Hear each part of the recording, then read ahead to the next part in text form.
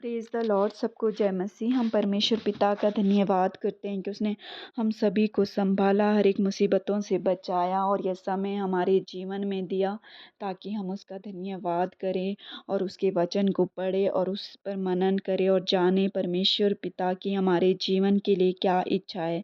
आज हम पढ़ेंगे नीति वचन 24 अध्याय का 16 वचन। इसमें परमेश्वर का वचन कहता है, क्योंकि धर्मी चाहे 7 बार गिरे तो भी उठ खड़ा होता है, परंतु दुष्ट लोग विपत्ति में गिरकर पड़े ही रहते हैं। हम जानते हैं कि इस संसार में हम सभी बहुत सफलता पाना चाहते हैं, हर एक बात में, एक आत्मिक जीवन में, परिवार में, हर एक मुश्किलों परेशानी से हम उभरना चाहते हैं। लेकिन हमारे जीवन में कितनी समस्याएं आती हैं, कितनी मुश्किलें आती हैं हमारे जीवन में।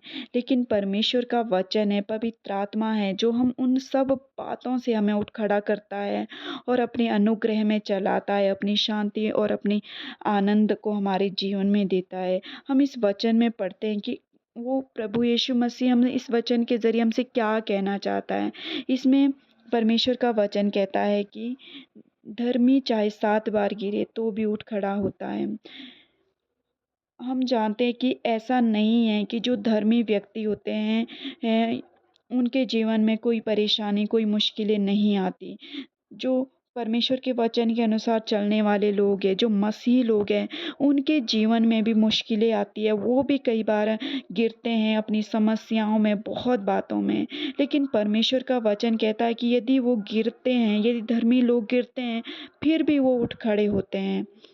कि हमें हमेशा अपने जीवन में चाहे जितनी भी मुश्किलें आए, परेशानियाँ आए, हमने उनमें पड़े ही नहीं रहना है, लेकिन उन सब बातों में हमने खड़ा होना है। यदि हमसे गलतियाँ होती हैं, यदि हमसे पाप होते हैं, तो हमें पश्चाताप करना है और एक बार फिर से उठ खड़े होना है, उसके वचन से पर चलने की कोशिश करनी है। हम जानते हैं धर्मी और अधर्मी में क्या अंतर होता है। इसमें देखो दोनों वो जो धर्मी और जो दुष्ट लोग हैं दोनों ही गिर रहे हैं। वचन कहता है कि धर्मी भी गिरता है और दुष्ट लोग हैं वो भी, और दुष्ट लोग या फिर जो संसार के अन्य लोग हैं जो इस संसार की रीतियों पे चलते हैं वो लोग भी गिरते हैं। लेकिन जो मसीह लोग होते हैं वो गिर कर सिर्फ पड़े ही नहीं रहते हैं, वो हार नहीं मानते हैं, वो एक बार फिर से कोशिश करते हैं उसके वचन के अनुसार चलने की। वो उस पाप में गिरे हुए ही नहीं रहते हैं, लेकिन वो उठ खड़े होते हैं कि परमेश्वर का वचन हमसे क्या कहता है। गिरने के बाद भी वो उठ खड़े होते हैं और परमेश्वर का वचन है 7 बार गिरे वो फिर भी उठ खड़े होते हैं। हम चाहे अपने जीवन में कितनी भी मुश्किल, कितनी बार भी गिरे, कितनी बार भी हम पाप करें, यदि हम फिर से परमेश्वर के लोग हैं, उसका अभिषेक, उसका पवित्र आत्मा हमारे जीवन में है, तो हम फिर से उठ खड़े होंगे। इसलिए हम अपने जीवन को पहचाने कि क्या हम वो लोग हैं कि जो बस उस पाप में गिर गए हैं और पड़े ही हैं। क्या हमारे अंदर वो बात है कि हम फिर से उठ खड़े हो और फिर से हम एक बार फिर से कोशिश करें उसके वचन के अनुसार चलने में। वो मसीह का प्रेम जैसे हमारा उस समय था जब हमने यीशु मसीह पर विश्वास किया था, वो प्रेम हम फिर से उससे करें।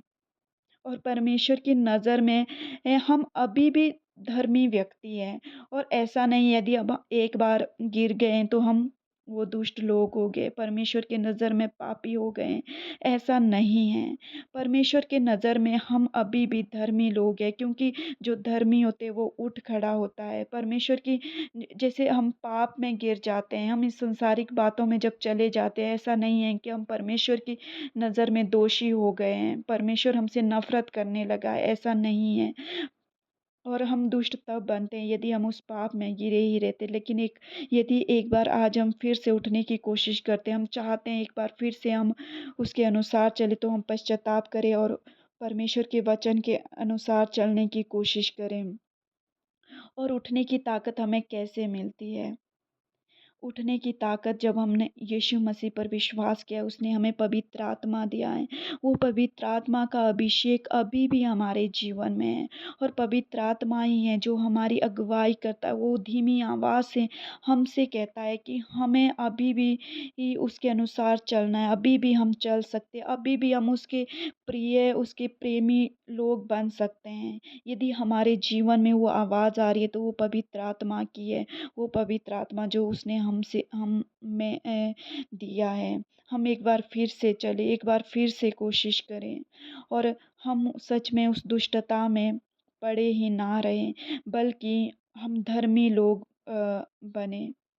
और हम जानते हैं यही मसीह और जो अन्य जाति लोग हैं उन पर उनका एक बड़ा डिफरेंस यही है कि वो यदि सांसारिक बातों में हैं तो वो उन्हीं में पड़े हैं।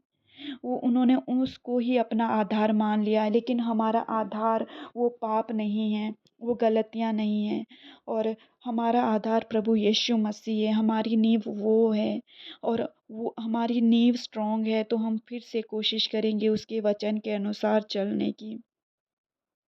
हम अपने जीवन को पहचानें कि सच में आज भी परमेश्वर हमारी ताकत है।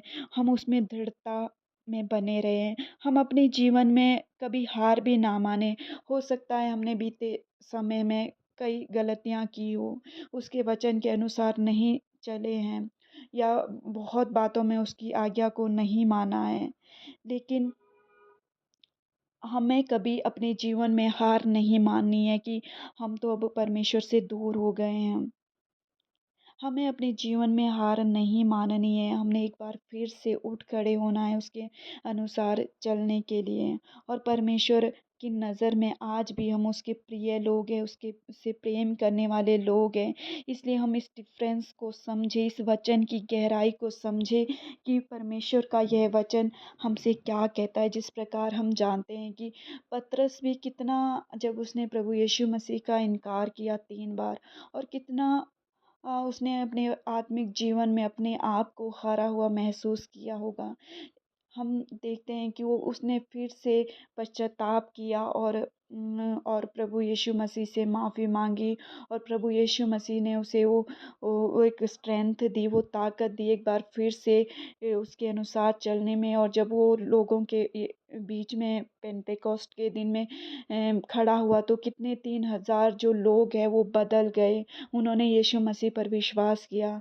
इसीलिए परमेश्वर का वचन आज हमसे कहता है कि भले हम कितने भी दूर इस समय में उससे क्यों ना हो गए हो, कितनी बार हमने उसकी आज्ञा को क्यों ना माना हो, लेकिन ये शैतान होता है जो हमारे हृदय में वो दुष्टता की बातें लाता है कि हमने बहुत पाप किया है, हम परमेश्वर से दूर हो गए हैं, हमने गलतियाँ की हैं, हमें वो अभिषेक नहीं रहा, वो सारी बातें हैं कि वो हमसे जो झूठ कहता है। लेकिन जो परमेश्वर है वो सच्चा है, जो आज भी हमें बुलाता है और कहता है कि हमें फिर से 7 बार का मतलब है कि जितनी बार भी यदि हम पाप करते हैं, हम उसके धर्मी लोग हैं, हमें उठ खड़े होना है, उन बुराइयों से लड़ना है, उसके वचन के अनुसार और उसके पीछे चलने की कोशिश करना है।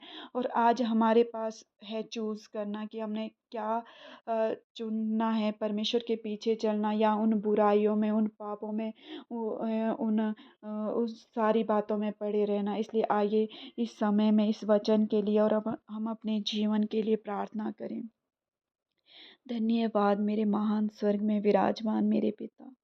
इस समय में प्रभु यीशु मसीह मैं प्रार्थना करती हूँ हर एक जन के लिए जो परमेश्वर आपने हर एक से बातें करी है उनके अपने अपने विषय में पिता, अपने अपने पाप के रिगार्डिंग लॉर्ड प्रभु यीशु मसीह आप सहायता करें एक बार फिर से उठने की, एक बार फिर से वो स्ट्रेंथ दे पवित्र आत्मा, वो जो अभिषेक उनके जीवन में वो उनके जीवन में कार्य करें कि आज भी आप उनसे प्रेम करते हैं और आज भी परमेश्वर आप उन बड़े बड़े कार्यों को करने वाले परमेश्वर हैं, उन चमत्कारों को करने वाले परमेश्वर हैं और उन्हें एक दृढ़ता से खड़े करने वाले परमेश्वर और बहुतों के लिए एक उद्धार का कारण बनने वाले परमेश्वर है। उनके जीवन में आप कार्य करें और परमेश्वर उस अंधकार की बातों को, जो झूठ कहता है कि परमेश्वर जो उस बुराई में उन्हें फंसे रहने के लिए कहता है, प्रभु यीशु के नाम से दूर कर देते हैं। हर एक को प्रभु आपके हाथों में देते हैं कि आपके पवित्र आत्मा उनके जीवन में कार्य करे और परमेश्वर हर एक के जीवन में बहुतायत का फल लाए। धन्यवाद करते हैं प्रभु सभी लोगों के लिए जो जिसने आपके समक्ष पश्चाताप किया है। आप उन्हें प्रभु यीशु मसीह स्ट्रेंथ दे। धन्यवाद प्रभु यीशु मसीह, आप उनके जीवन में कार्य कर रहे हैं। सारी आदर महिमा आपको देते हुए प्रभु यीशु के नाम से हम इस प्रार्थना को मांगते हैं। आमीन।